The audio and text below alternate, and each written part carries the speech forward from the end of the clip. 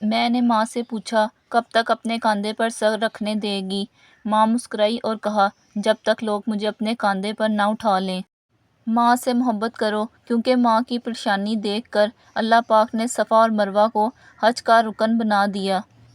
رسول اللہ صلی اللہ علیہ وآلہ وسلم نے فرمایا اگر میری ماں زندہ ہوتی تو میں نماز میں اللہ کے حضور کھڑا ہوتا، ماں آواز دیتی اور میں نماز چھوڑ کر دوڑ کر ماں کے پاس چلا جاتا اور دنیا والوں کو بتاتا کہ ماں کی عظمت کیا ہوتی ہے۔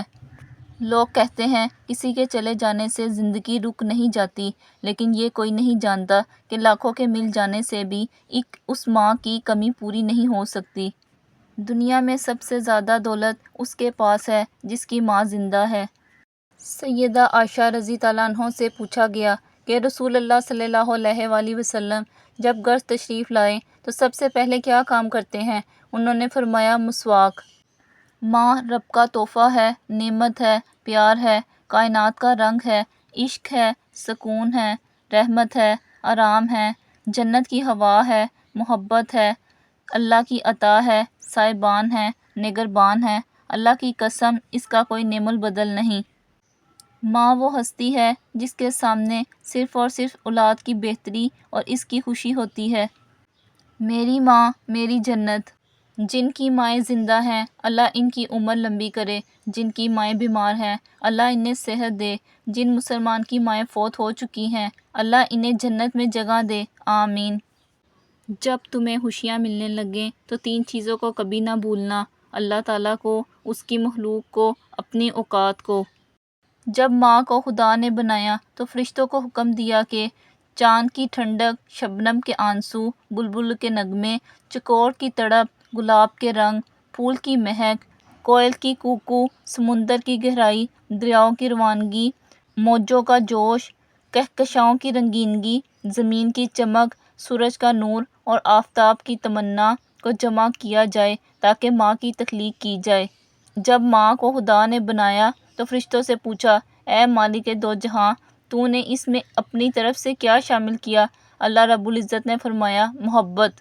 میرا پہلا کھانا ماں کا دودھ، میرا پہلا ٹوائلٹ ماں کی گود، میرا پہلا باتھ روم میری ماں کے پاؤں، میرا پہلا سکول میری ماں کا کچن اور بیڈ پر ماں کے ساتھ، میری پہلی ڈاکٹر میری ماں، میرا پہلا تھرمامیٹر میری ماں کی انگلیاں، میری پہلی دوست میری ماں، میرا پہلا ڈریسر میری ماں، میری پہلی سواری میری ماں کی کمر۔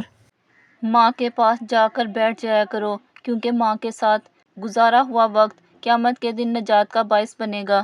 جب کوئی مجھے کہتا ہے نا کہ تم اپنی ماں جیسی ہو تو مجھے لگتا ہے جیسے کسی نے مجھے گولڈ میڈل پہنا دیا ہو۔ ہنستی ہوئی ماں سے زیادہ خوبصورت اس دنیا میں اور کچھ نہیں۔ کبھی کبھی آپ کی ضرورت اس قدر محسوس ہوتی ہے کہ دل کرتا ہے کہ دنیا کی ہر آسائش، سکون اور آرام ٹھکرا کر خود کو آپ کے پہلو میں دفن کر لوں۔ مجھے محبت ہے اپنے ہاتھوں کی تمام انگلیوں سے، نہ جانے کون سی انگلی پکڑ کر ماں نے چلنا سکھایا ہوگا۔ ماں جب بھی یاد آتا ہے تیرا چہرہ، روشنی ہر طرف بکھرتی ہے، روشن ہوتے ہیں پینوں میں چراغ، پھر خوشی رقاص کرنے لگتی ہے، میرے چہرے پر رنگ کھلتے ہیں، میرا چہرہ اداس سا کیوں ہے، میری آنکھوں میں یہ نمی کیوں ہے، میرے ہونٹوں پر یہ کہی کیوں ہے، میرے ہونٹوں پر یہ انکہی کیوں ہے، یہ تو بس جانتی صدا تو ہے، خاص اللہ کی عطا تو ہے، میرا سب کچھ ہی میری ماں تو ہے۔ بہن بھائی کا انوکھا پیار، کبھی پکی دوستی کبھی پکے دشمن، بھائی کی جان بہن، بہن کا مان بھائی، کبھی رازدار کبھی چغلی لگانے کے ماہر، اور ضرورت پڑنے پر بہن ماں کا کردار اور بھائی باپ کی جگہ لے لیتا ہے۔ جو کھانا کھاتے وقت آوازیں دے دے کر کہہ رہی ہوتی ہے کہ تم بھی آ کر کھا لو، اور اگر آپ انکار کرو تو آپ کا حصہ ڈھانپ کر رکھا ہوتا ہے حفاظت سے، یا اللہ یہ مائیں بڑی پیاری ہوتی ہیں، ان کو ہمیشہ سلامت رکھنا، آمین۔ عمر کوئی بھی ہو، چوٹ لگنے پر پہلا لفظ منہ سے ماں ہی نکلتا ہے۔ ماں موت سے نہیں ڈرتی، اس سے مرتے وقت صرف یہ ڈر ہوتا ہے کہ اس دنیا میں اس کے بچوں کو اس جتنا پیار کوئی نہیں کرے گا۔ ماں کے لیے سب کچھ چھوڑ دینا، لیکن سب کے لیے ماں کو مت چھوڑنا، کیونکہ جب ماں روتی ہے تو فرشتوں کو بھی رونا آ جاتا ہے۔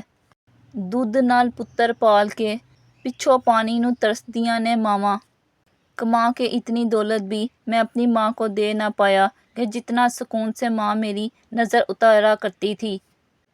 اگر تم 70 سال تک خانہ کعبہ کا طواف کر کر اس کی نیکیاں ماں باپ کو ہدیہ کرتے رہے، تب بھی تم آنسو کے اس قطرے کا بوجھ ہلکا نہیں کر سکتے جو تمہاری بدسلوکی کی وجہ سے تمہارے ماں باپ کی آنکھ سے گرا تھا۔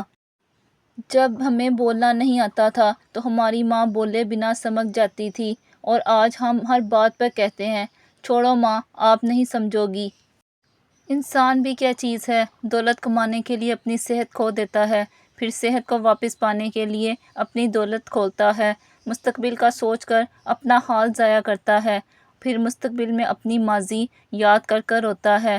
جیتا ایسے ہے جیسے کبھی مرے گا نہیں، اور مرا ایسا جاتا ہے جیسے کبھی جیا ہی نہیں تھا۔ ماں سب کی جگہ لے سکتی ہے مگر ماں کی جگہ کوئی نہیں لے سکتا۔ اللہ ہم سب پر ماں باپ کا سایہ سلامت رکھے، آمین۔ زندگی میں بس اتنی دعا مانگ لینا، کوئی گھر ماں کے بغیر نہ ہو اور کوئی ماں گھر کے بغیر نہ ہو۔ وقت نے مجھے بہت اچھی طرح سمجھایا کہ سوائے تیرے ماں باپ کے کوئی بھی تیرے ساتھ مخلص نہیں۔ دنیا میں سب سے زیادہ دولت اس کے پاس ہے جس کی ماں زندہ ہے۔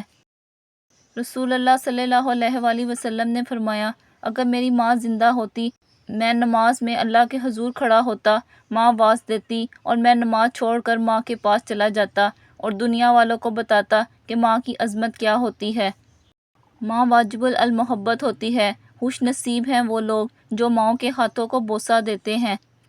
ہر رشتے کی محبت کو الفاظ میں بیان کیا جا سکتا ہے مگر ماں کی محبت ناقابل بیان ہے۔ تعلیم سب سے طاقتور ہتھیار ہے جس سے آپ دنیا کو بدل سکتے ہیں۔ عبادتیں صرف جا نماز پر نہیں ہوتی بلکہ یہ میٹھی زبان، ہمدردانہ اور عاجزانہ رویوں سے بھی ہوتی ہے۔ صبر رکھو، ہر چیز آسان ہونے سے پہلے مشکل ہوتی ہے۔ اللہ کے سوا جن جن کو تم پکارتے ہو وہ ایک مکھی بھی پیدا نہیں کر سکتے۔ آپ کے پڑوسی کا جو بھی عقیدہ ہے اس کا حساب خود دے گا، لیکن اگر وہ بھوکا ہے تو اس کا حساب آپ کو دینا پڑے گا۔ کامیاب ہونے کے لیے اپنی محنت پر یقین رکھنا ہوتا ہے، قسمت تو جوئے میں آزمائی جاتی ہے۔ ایک مسجد کے دروازے پر عجیب جملہ لکھا تھا کہ مانگنے ہی آتے ہو، کبھی ملنے بھی آیا کرو۔ اپنی کہانی خود لکھو ورنہ دنیا تمہیں ایک کردار بنا کر چھوڑ دے گی۔ خواب ٹوٹے ہیں مگر حوصلے زندہ ہیں، ہم وہ ہیں جہاں مشکلیں شرمندہ ہیں۔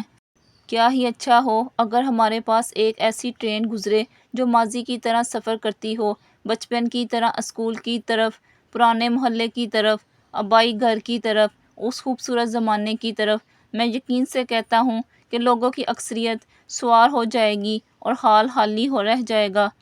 جب کوئی آپ کے دروازے پر مانگنا والا آ جائے تو اس کے جانے کے بعد رویا کرو، یا اللہ تیرا شکر ہے کہ مجھے دینے والا بنایا، مانگنے والا نہیں۔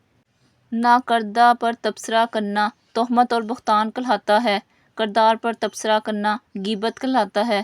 اللہ پاک ہم سب کو تہمت، بہتان اور غیبت سے بچا، آمین۔ بقا کی جنگ میں بھاگنا ہی پڑتا ہے، جان بچانے کے لیے یا بھوک مٹانے کے لیے۔ اپنے آنسوؤں کو اتنا مہنگا کر دو کہ کوئی انہیں خریدنے کی کوشش نہ کرے، اور اپنی مسکراہٹ کو اتنا سستا کر دو کہ ہر کوئی اسے پانے کی چاہت کرے۔